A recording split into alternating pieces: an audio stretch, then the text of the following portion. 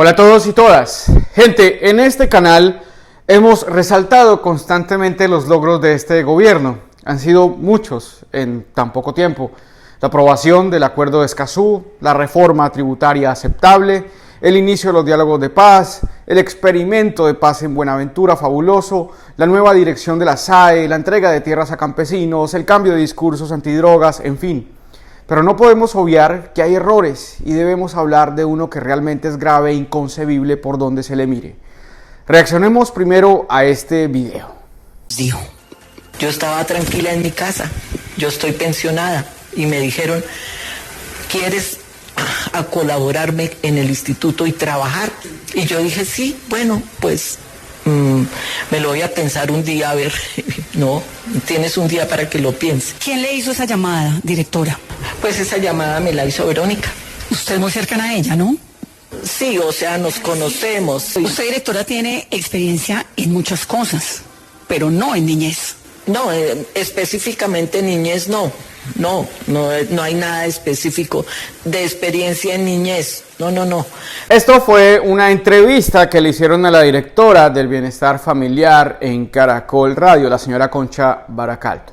Lo primero, el Instituto Colombiano de Bienestar Familiar es la entidad del Estado colombiano que trabaja por la prevención y la protección integral de los niños, de los adolescentes, del fortalecimiento de las familias en Colombia. Brinda atención directa a aquellos en condiciones de amenaza, inobservancia o vulneración de sus derechos.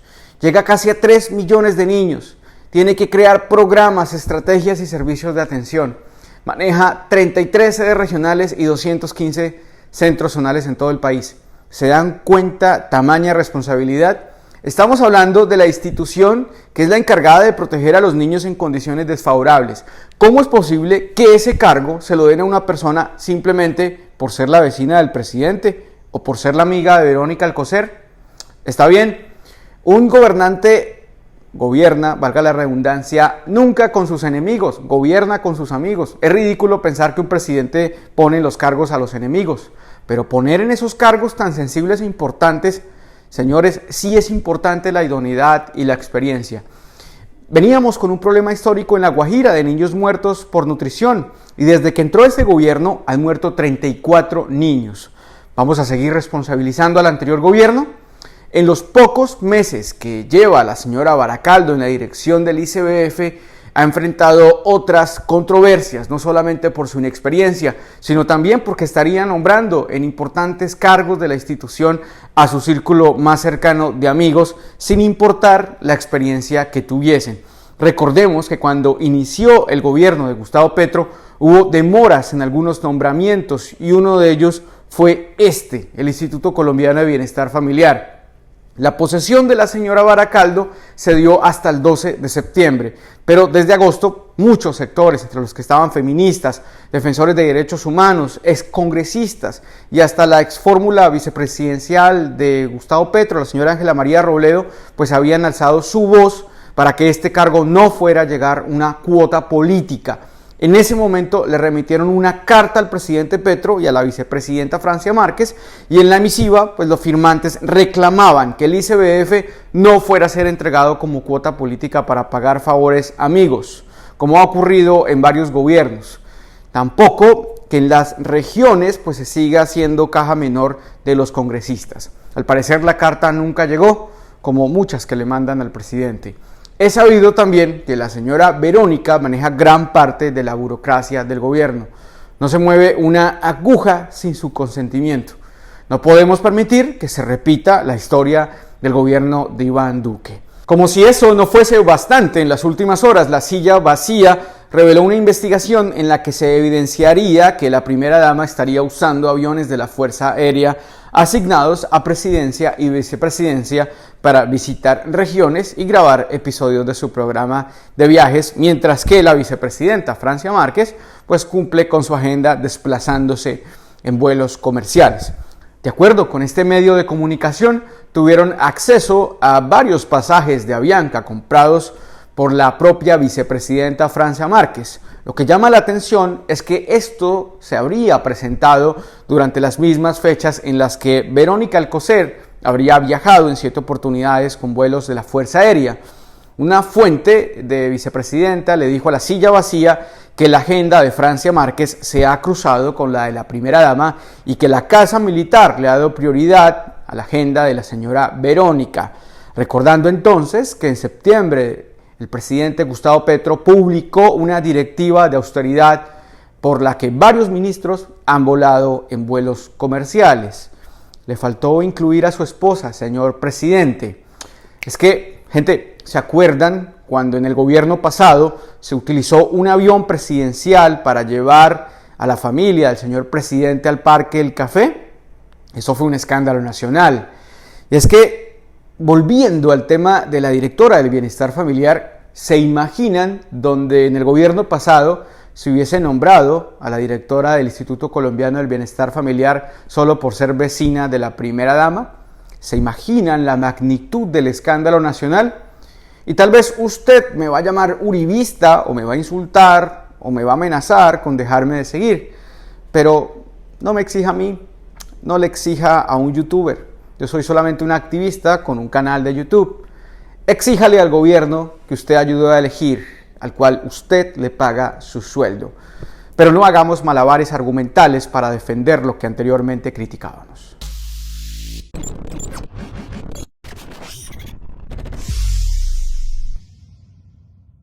Pero sigamos hablando de malabares argumentales. El presidente Gustavo Petro confirmó en medio de la ceremonia de ascenso de oficiales del ejército y de la policía que se cambiará toda la flota de aviones Kafir que usa la Fuerza Aérea. Ya el gobierno del presidente Iván Duque había advertido que era necesario comprar nuevas aeronaves porque la vida útil de las actuales expirará en el 2023, el próximo año.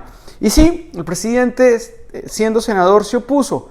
Y nosotros también. La decepción, la traición, amigo. Durante el mandato de Duque se estuvieron analizando 4 opciones distintas para el reemplazo de las aeronaves, pero el proceso se congeló por el cambio de gobierno. La adquisición de las aeronaves había quedado en duda por los pronunciamientos de Petro acerca del gasto militar y la prioridad para invertir los recursos en mejorar las condiciones de los uniformados. Incluso Petro criticó mucho al gobierno de Duque por querer comprar aeronaves nuevas en el contexto de la escasez que se vivía en el país y en el mundo en general como consecuencia de la pandemia. Recordemos de este trino del presidente cuando era senador. La compra de aviones en medio de una crisis como la que vivimos es el máximo grado de irresponsabilidad de un gobernante. No entiendo un país que puede aplaudir que no se usen los recursos para salvar la vida y en cambio sí en instrumentos para bombardear niños. Esto fue en marzo del 2021 en su cuenta de Twitter. A pesar de que el gobierno pasado ya había analizado las opciones, el gobierno de Gustavo Petro solicitó reevaluarlas para elegir basándose en el factor costo-beneficio. ¿Cuáles son esas opciones que se están estudiando en estos momentos? La primera es una empresa norteamericana, Lockheed Martin, que ofrece el F-16. La segunda es la SAM con su Gripen EF. Luego el Dassault Aviation con el Rafale CF-3 y el Eurofighter. También recientemente, señores, se conoció un documento por parte de la W Radio con fecha de octubre del año 2022 en el cual se explica la necesidad de reemplazar los aviones actuales por unos más modernos. Sumado a esto, detalla que no solamente se cambiarían las aeronaves de combate, sino que también se cambiarían las que usan para los entrenamientos.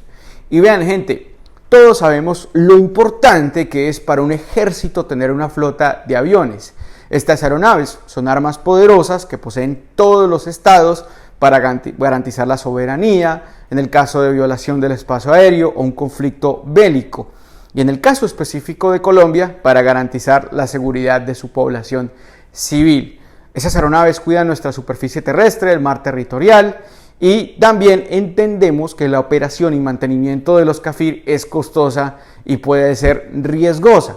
Colombia es hoy prácticamente el único operador de la plataforma Kafir. Esto quiere decir que no se producen aeronaves, ni mucho menos repuestos, y que estos aviones solamente tienen vida útil hasta el otro año.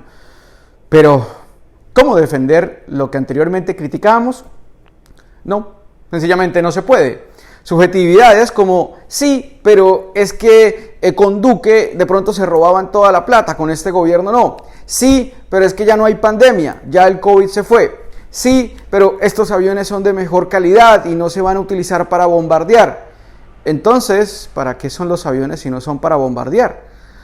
No son solo para los shows aéreos el 20 de julio o para hacer Uber aéreo.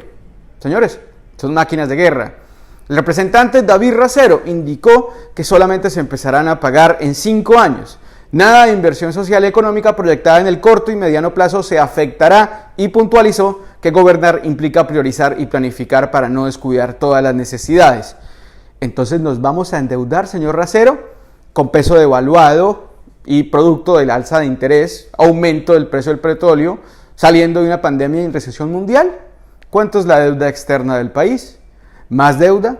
¿Tiempo de gracia significa que son gratis? No, señor. Lo mismo afirmó el ministro de Defensa Iván Velázquez, quien explicó que en caso de que se cierre la negociación, esta deuda se empezará a pagar dentro de 5 años con el objetivo de no sacrificar recursos que hoy son indispensables para el gasto social, sino que esta inversión se pueda realizar bajo mejores condiciones económicas. Esto, pues ante la pregunta de muchos sectores que, digamos, se cuestionan o cuestionan al gobierno si los aviones se van a pagar con la reforma tributaria que busca, recuerden ustedes, recaudar más de 25 billones de pesos y los aviones cuestan 22. La cosa es que los que quería comprar Duque costaban 14, supuestamente. Señores, yo sigo opinando lo mismo. En el marco de la negociación de una paz total, en el marco de una recesión económica mundial, Colombia no debería invertir más en guerra. Todo debería ser destinado para la educación, para el campesino, para combatir la pobreza. Señor presidente Gustavo Petro, pidámosle a la comunidad internacional que nos exige la erradicación de la coca, que nos exige combatir la droga, que ellos son felices comprando y oliéndosela en su territorio, que nos donen cada uno de a 5 aviones por potencia. Si son 7 potencias, Estados Unidos, Francia, Alemania, Inglaterra, China, Suecia, Canadá, serían 40 aviones. Creo que sería posible. Me parece una propuesta más sencilla que pedirles que nos condonen la deuda externa. Pero al paso que vamos, nos vamos a endeudar más.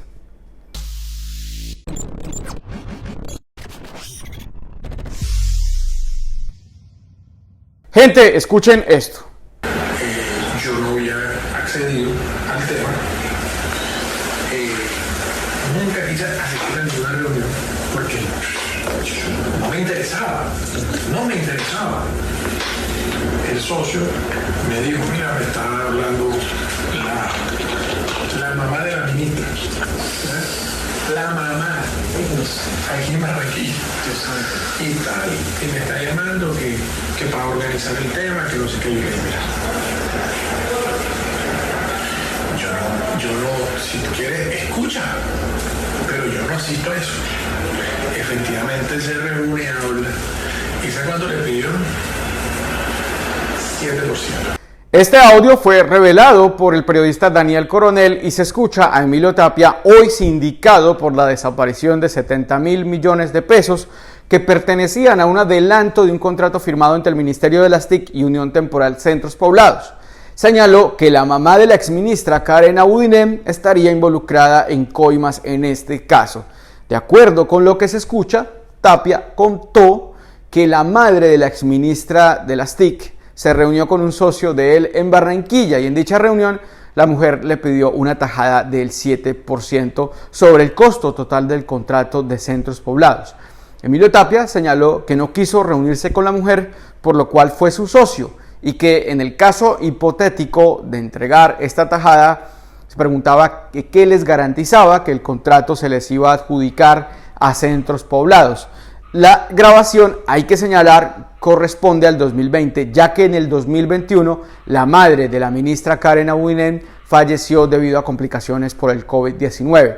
Señores, esto es muy grave, porque estaría en medio de una licitación la mamá de la ministra encargada de entregar el contrato con coimas. Gravísimo. La mamá de Duque, envuelta también en escándalos de corrupción con la SAE y con el corrupto senador Mario Castaño. Y ahora la mamá de Karen Abudinem. Dios mío, nomás hace unas semanas la Fiscalía General de la Nación, por medio de su unidad anticorrupción, tenía listo un preacuerdo concertado con el contratista Emilio Tapia. En este preacuerdo, que tenía la aprobación del Gobierno Nacional por medio de la Agencia Jurídica de Defensa del Estado, así por el propio Ministerio de Tecnologías de la Información y Comunicaciones TIC, pues solamente resultaba positivo para el señor Emilio Tapia. ¿Por qué? Porque iba en detrimento del interés público en general. El preacuerdo planteaba que la sentencia a la que estaría sometido el señor Tapia sería de solamente 55 meses de cárcel. Para el 2023, Tapia estaría disfrutando de detención domiciliaria para luego recobrarle la libertad. Además, el contratista pues tenía la plena potestad de no delatar a nadie más, así como tampoco brindar información. Más aún, el preacuerdo decía que éste entregaría una cantidad monetaria simbólica como una forma de restauración. Dios mío, es que nomás esta semana se le han destapado 3 escándalos al gobierno de Iván Duque. Este que tiene que ver con la mamá de la ministra Abudinem, lo cual pudiese demostrar que la señora sí tenía interés en este contrato. El segundo tiene que ver con uno de los programas insignias de Duque, el de ingreso solidario, ya que una reciente auditoría realizada por la Contraloría General de la República a los programas de subsidios de prosperidad social corroboró que varios de sus subsidios otorgados no cumplían con las condiciones para ser entregados. El informe refleja que se habían presentado varias irregularidades en la entrega de ingreso solidario, ¿recuerdan? Y otros programas durante el gobierno de Iván Duque en el año 2021. Según detalló el órgano de control, más de 22.000 millones de pesos, óiganse bien, se habrían embolatado en programas de jóvenes en acción, familias en acción, ingreso solidario, compensación del IVA al ser entregados a población que no tiene CISBEN, que no cumple con el puntaje o que incluso ya había fallecido. En cuanto al programa bandera de Duque, ingreso solidario, el informe revela que se hallaron 8.590 giros que se entregaron a personas que ya habían muerto. Algo muy grave.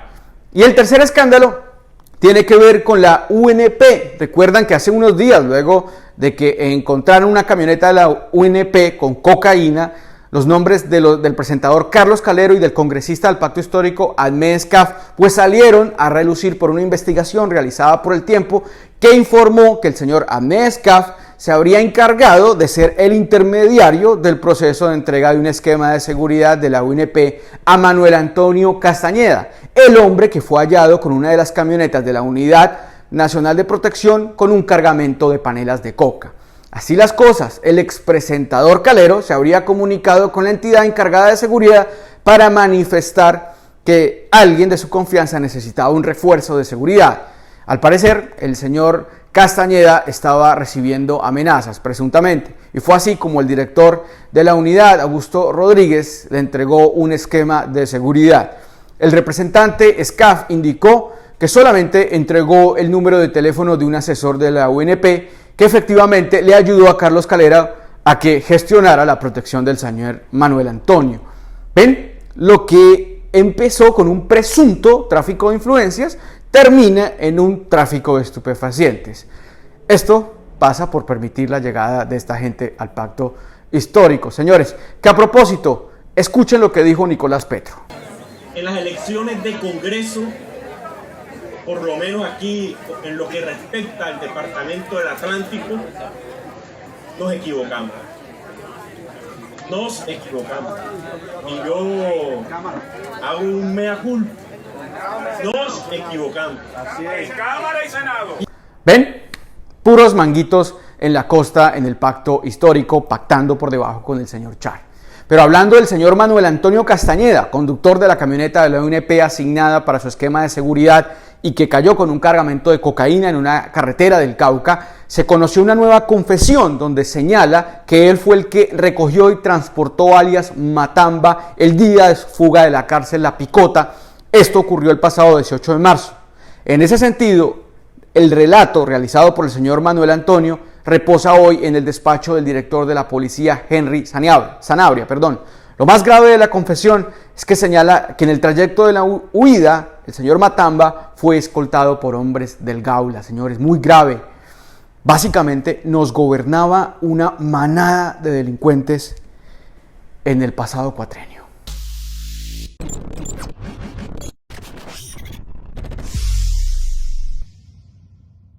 Gente, nos vamos. Este es el último Veto Reacción del año, no sé si del canal.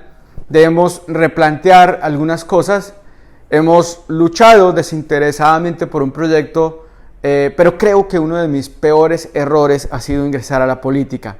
Siempre pensé y pienso que el activismo es el idealismo de la política y que la única manera de poder materializar estas ideas es ingresando a la política. No hay otra manera. No podemos ser activistas para siempre. Por eso este gobierno y el Congreso tiene falencias. Hay personajes que están dentro del poder, que lo tienen y aún no lo saben, que creen que siguen siendo activistas y no, ya no lo son representantes del pueblo. Es diferente la política a hacer política partidaria. Ese es un mundillo oscuro, protervo, lleno de gente abyecta que solo les importa la estética antes que la ética. Un mundo lleno de mentiras y de personas que no les importa llevarse por delante a quien sea. También me siento defraudado por muchas personas que decían apoyarnos y sinceramente en esto uno invierte mucho tiempo y solo se reciben problemas, cosas malas, demandas, tutelas, difamaciones, agresiones, acusaciones sin sustento, amenazas a ti y a tu familia, intromisiones en tu vida privada, en fin. Ustedes lo ven a uno en fotos con senadores y políticos, pero realmente no hay nada, solo es eso, fotos, personas que utilizan a otras para llegar donde están y una vez lo hacen, chao.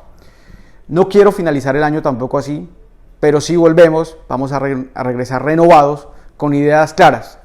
Tampoco hay que descartar volver a la política, porque siento que es deber de todos cambiarla. Hay que cambiar la manera como se hace política. El otro año se vienen desafíos muy duros. Viene el libro que se estrena en abril, viene el juicio en mi contra por parte de la demanda que me interpuso el expresidente Álvaro Uribe Vélez. Soy optimista, soy positivo y sé que nos va a ir muy bien. Ustedes han sido mi soporte y mi ayuda y solamente tengo agradecimientos. Les deseo de corazón una feliz Navidad y un feliz año. Vamos para adelante.